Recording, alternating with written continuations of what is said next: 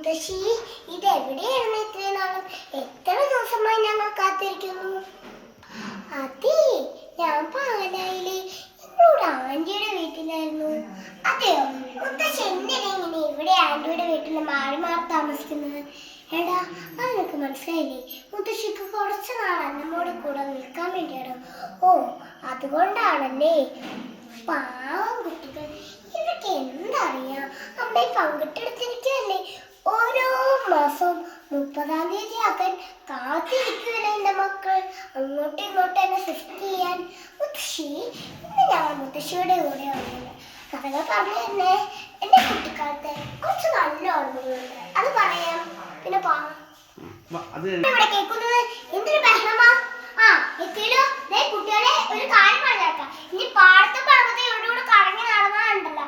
അമ്മ പ്ലീസ്, അമ്മയല്ല mummy, call me mummy. നിങ്ങളുടെ സ്കൂളിൽ പറഞ്ഞിട്ടില്ലേ ഓൾവേസ് ടോക്ക് ഓൺലി ഇംഗ്ലീഷ് എന്ന്? Yes mummy, yes, we are always talking in English in our school campus. That's good. എന്താണ് ഇവിടെ കോഴിക്കുഞ്ഞുങ്ങളുടെ കരച്ചിലേക്കുന്നത്? മോളെ, അത് പിന്നെ കുഞ്ഞുങ്ങൾക്ക് ഇഷ്ടമുണ്ട്, ഞാനങ്ങ് വന്നപ്പോ കൊണ്ടുവന്നത്.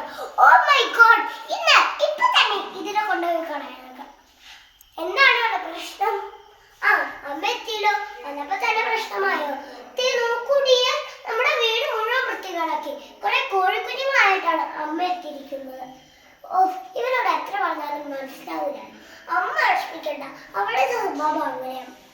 ഇനി എന്ത് ചെയ്യാൻ? അതൊക്കെ പോട്ടെ, പാലായിൽ എന്താണ് വിശേഷം?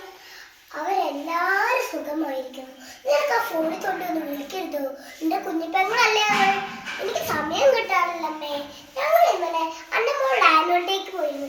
എന്ത് രസമായിരുന്നു കുഞ്ഞുങ്ങളുടെ ഡാൻസ് ഒക്കെ കാണാൻ. ആണോ അമ്മേ? ഡാൻസ്. ഇന്ന് ഞങ്ങൾ മുത്തശ്ശിയുടെ കൂടെ വന്നത് കഥകൾ പറഞ്ഞു തന്നെ.